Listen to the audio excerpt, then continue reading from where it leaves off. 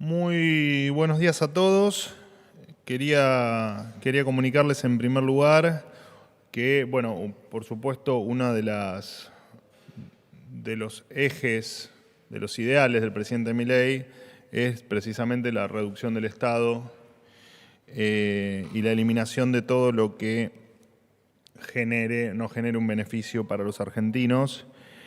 Se tomó la decisión de avanzar, esto por supuesto ya lo habíamos comunicado, pero estamos dando los primeros pasos para avanzar en el desmantelamiento de diferentes institutos que efectivamente no sirven o no sirven absolutamente para nada, o son grandes cajas de la política, o son simplemente lugares para generar empleo militante. Así que empezamos a avanzar con el primero de ellos. Por supuesto, esto lleva un tiempo. Las cuestiones burocráticas hacen que los tiempos no siempre sean los que uno desea, ni los que la gente espera o los que la gente esperaba. Pero lo cierto es que no dejamos de avanzar en cada uno de los temas que prometimos. Así que el primero de ellos va a ser el INADI. Estamos empezando con su cierre definitivo. El instituto hoy cuenta con, bueno, el detalle también lo saben, pero me gustaría recordar simplemente que tiene alrededor de 400 empleados. Tiene decenas de oficinas a lo largo y a lo ancho del país. Y bueno, lo cierto es que muchas veces estos institutos además siempre tienen la particularidad que en muchas oportunidades están conducidos por funcionarios de dudosa idoneidad.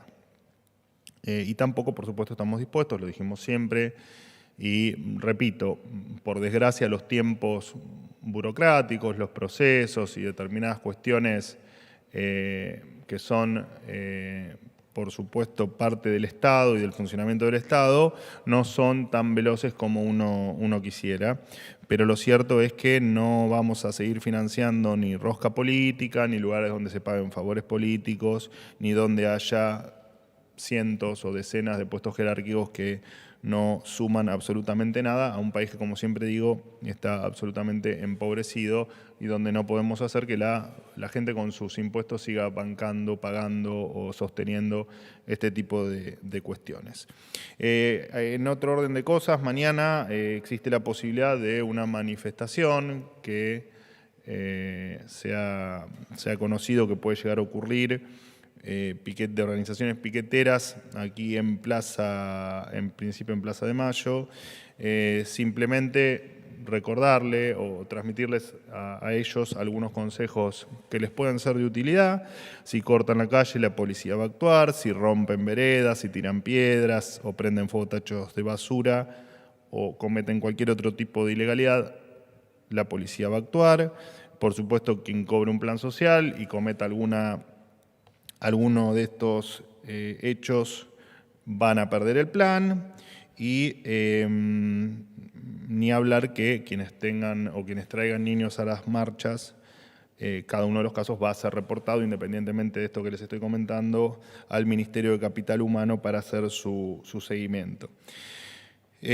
Además de esto, recuerden, son días de calor, algunos pueden sufrir desmayos, evitemos estos episodios que después vemos por televisión y que nos generan mucha preocupación y mucha tristeza. La línea 134 es una línea que sigue abierta y lo va a seguir estando.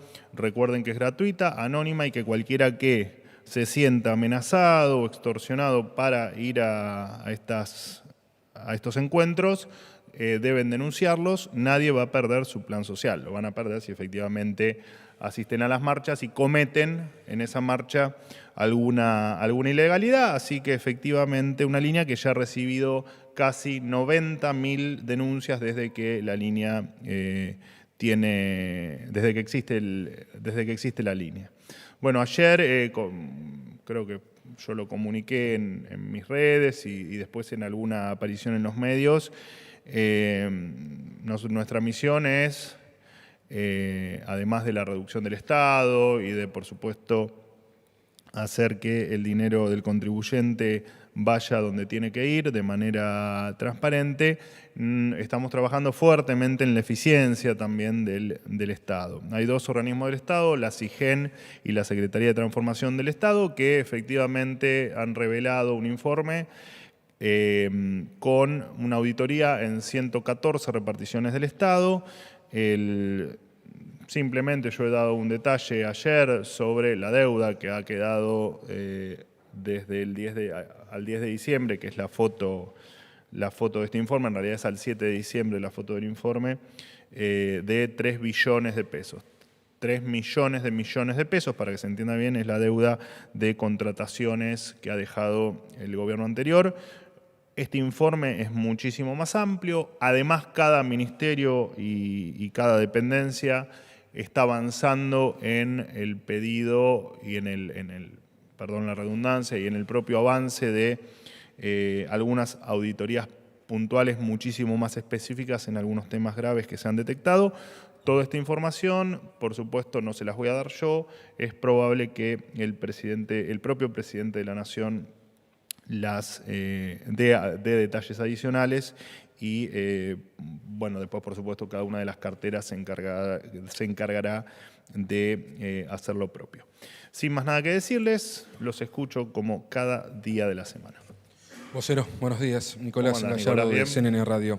Le quiero hacer dos consultas, dos definiciones, temas internacionales de la agenda del presidente. Preguntarle acerca, en el marco de la visita de la número 2 del Fondo Monetario Internacional, Caputo ayer adelantó que podría haber un desembolso, o están hablando eso con el FMI. Ayer la periodista económica de La Nación, Florencia Donovan, habló de 15.000 millones. Le quiero preguntar si formalmente existe ese pedido del gobierno para un desembolso de ese estilo. Y por último, mañana el presidente recibe a Anthony Blinken, funcionario clave de Joe Biden, y 24 horas después entiendo que va a estar en Washington por un foro republicano, donde va a estar el expresidente y candidato Donald Trump. ¿Cree que puede haber inquietud de la Casa Blanca y eso podría complicar la relación con los Estados Unidos ante las inminentes elecciones allí? Gracias. Empiezo por el final. No hay ninguna posibilidad de que nada empañe la relación con los Estados Unidos. Ni el episodio que mencionás, ni ningún otro que me puedas mencionar en el futuro. Y en relación al pedido al fondo, no es así. De todas maneras, es bueno aclarar que estamos, por supuesto, absolutamente alineados con lo que pueda llegar a pedir el fondo en materia de metas y en materia de lo que se debe hacer para estabilizar la economía argentina y, por supuesto, salir adelante y empezar a ser un país viable. Pero de todas maneras, el gobierno está dispuesto a estudiar cualquier alternativa que le sume valor a las charlas o a los acuerdos con el fondo y cualquier cuestión que le haga bien a la Argentina. Así que todo es posible, digamos. Independiente. No se hizo ningún pedido, pero te repito, cualquier cuestión puede ser discutida tranquilamente y nos parece que debe ser así, de hecho. Portavoz. ¿Cómo andas? ¿Bien? Buen día, ¿cómo está? Lucas Muy bien. González Monte, de la agencia de noticias Stella. Hoy comienza a trabajar la comisión bicameral en el Congreso para tratar decretos de la anterior administración. Perdón, te interrumpo. Les ruego, por favor, los celulares, los golpes en las puertas, el que se levanten. Por lo menos es poquito el tiempo en el que hablo y el que respondo preguntas. Les pido, por favor, simplemente por respeto también a sus compañeros y en este caso a vos, si podemos tener algún cuidado mayor con este tipo de cuestiones. Gracias y disculpame la No, por interrupción. favor. Le decía que la comisión bicameral va a tratar supuestamente decretos de la anterior gestión y sobre todo está en el foco el 70 del 23, que es el decreto que pronunció, que sacó el gobierno de Javier Milei. Recién el ministro del Interior, Guillermo Francos, en una entrevista, dijo que hay intencionalidad en algunos sectores del kirchnerismo de entorpecer la gestión del gobierno nacional en esta comisión. Teniendo en cuenta que el presidente siempre habla de que el gobierno trabaja con escenarios posibles, se analizó la posibilidad de que efectivamente el decreto 7023 sea rechazado en la comisión bicameral y en ese caso, ¿cuáles serían los pasos a seguir por el gobierno? Muchas gracias. No, bueno, a ver, es difícil contestarte porque no, la verdad es que recién se está conformando la comisión, se está constituyendo la comisión, así que es difícil saber qué es lo que va a pasar. Y que hay intencionalidad de complicarle la vida al gobierno por parte del kirchnerismo en términos legislativos, me parece que no amerita ninguna aclaración de mi parte y está a la vista que eso efectivamente es así. Así que no, me parece que es una obviedad que haga aclaraciones sobre las intenciones que pueda tener el kirchnerismo en el Congreso, o sea, en la Cámara de Diputados, o sea, en la Cámara de Senadores. Así que, por supuesto que vamos a seguir atentamente qué es lo que ocurra, siempre respetando los trámites el trámite, en este caso legislativo, y siempre entendiendo que nos resultaría extraño que efectivamente el DNI se rechace. Extraño no porque no haya posibilidades, que claramente la hay, porque así lo marca la ley y es una de las posibilidades existentes de que eso efectivamente ocurra. Nos da la sensación que no hay demasiados elementos para que el DNU sea rechazado por el propio contenido del DNU. Estamos a la vista de lo que estamos analizando y siguiendo el paso a paso del trámite legislativo. Cuando avance te podré ir dando alguna precisión de qué opinamos de cada paso. Por ahora, simplemente esperando que efectivamente avance y ver cuál es el destino que va teniendo cada uno de estos pasos, en tal caso hasta llegar por supuesto al debate parlamentario, al debate en la propia sesión. Buen día, portavoz Cecilia Camarano para Ámbito. Hace instantes mencionó que el gobierno avanza en el cierre definitivo del INADI. Quería preguntarle cómo se va a hacer esto, si se va a hacer a través de un decreto, por ejemplo, qué va a pasar con sus trabajadores y trabajadoras, y también si en línea con esto y el anuncio hace unos días del desmantelamiento de algunas áreas de PAMI, si el gobierno tiene en mira algunas instituciones u organismos también para avanzar en el mismo sentido en los próximos días. Gracias. Sí, hay, un sinfín de institutos que el presidente Milei está decidido a cerrar, o a desmantelar, no desde ahora, sino desde siempre, digamos, ¿no? Siempre dijimos que nuestra prioridad era que efectivamente el Estado debía achicarse, porque la batalla de achicar el gasto público es una batalla para nosotros central, en virtud incluso de nuestro plan de gobierno, ¿no? El plan de gobierno básicamente es no solo darle más libertad a los argentinos, sino dentro de esa libertad achicar los gastos del Estado, porque es la única herramienta para bajar impuestos, que es otra de las metas de mayor relevancia que tiene el gobierno en sus años que tiene de gestión por delante. Y te repito, como dije en mi introducción, los trámites burocráticos no siempre son tan sencillos ni como uno tuviese ganas, ni como efectivamente la gente espera o hubiese esperado que sea, que la velocidad que... Entendemos que la gente espera otra velocidad en algunas cuestiones, pero lamentablemente la burocracia pone ciertos límites a las decisiones que uno pretende llevar adelante, y uno de esos límites es este caso. La verdad es que nos encantaría que el INADI esté cerrado hoy.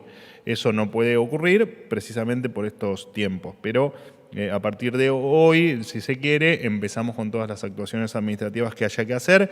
Si es entiendo que en varios casos será por decreto, en otros bastará con la decisión de cada ministro. Bueno, cada caso es distinto y en cada caso tenés diferentes estructuras, desde presupuestarias hasta de cantidad de empleados.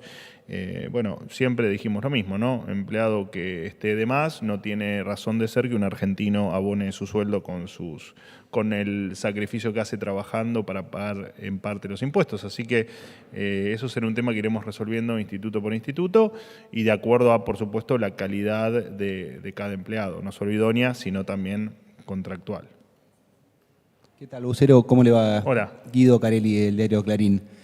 Quería consultarle, en primer lugar, si el gobierno tiene definido que va a desenganchar los programas sociales, los planes sociales, el programa Potenciar Trabajo del salario mínimo, ¿no? Hoy equivale a la mitad, bueno, ya que se refirió a la manifestación de mañana, que es por la escasez de alimentos en comedores, también consultarlo por eso y a propósito de la claridad, saber si el gobierno, y usted en particular, o el área de comunicación, evalúa algunos cambios y correcciones. Pregunto por las largas filas que hubo para nominalizar la SUBE, por el mensaje de los cambios en las asignaciones escolares. Digo, si el gobierno tiene pensado llegar de una manera más potente para comunicar sus políticas públicas a los universos específicos a los cuales se quiere referir, si es en caso afirmativo, ¿qué otras medidas se evalúan? Si, por ejemplo, el presidente tiene pensado los secretarios de Estado dar conferencias de prensa o no. Gracias. Bueno, en primer lugar, en estos 74 días de gobierno, por supuesto que uno de nuestros esfuerzos está en terminar de reformar el área de comunicación y darle toda la impronta y toda la utilidad que debe tener el área de comunicación para el ciudadano, ¿no? Que en definitiva comunicamos para eso, para que el ciudadano esté al tanto de todo lo que ocurre. Y por supuesto que si hay alguna, o en estos 74 días hubo algún tipo de falencia, que es a lo que vos por ahí haces referencia, seguramente la corregiremos de manera inmediata y estamos haciendo un esfuerzo sobrehumano porque eso sea así. Con respecto a la SUBE, yo en esta conferencia incluso he dedicado parte del tiempo en explicarle a la gente que la nominalidad de la SUBE, explicarle a ustedes para que por supuesto después ustedes colaboren también con esa comunicación, que la validación, la nominalidad de la SUBE, que es exigible para la recepción del subsidio, regía a partir va a regir a partir del 1 de abril. Entiendo que en la gente, en su deseo por supuesto, en su deseo legítimo, y está muy bien que así sea, de no perder ese subsidio, tal vez quiso ir lo antes posible a hacer efectivamente ese registro, pero me viene bárbara la pregunta porque aprovecho para contarles a todos que tienen un margen de tiempo todavía para hacerlo, como para que no se generen esas filas interminables. Y después, por supuesto, hay temas estrictamente operativos que obviamente se van a ir corrigiendo si hubo algún error. No me acuerdo qué otro caso mencionaste, pero...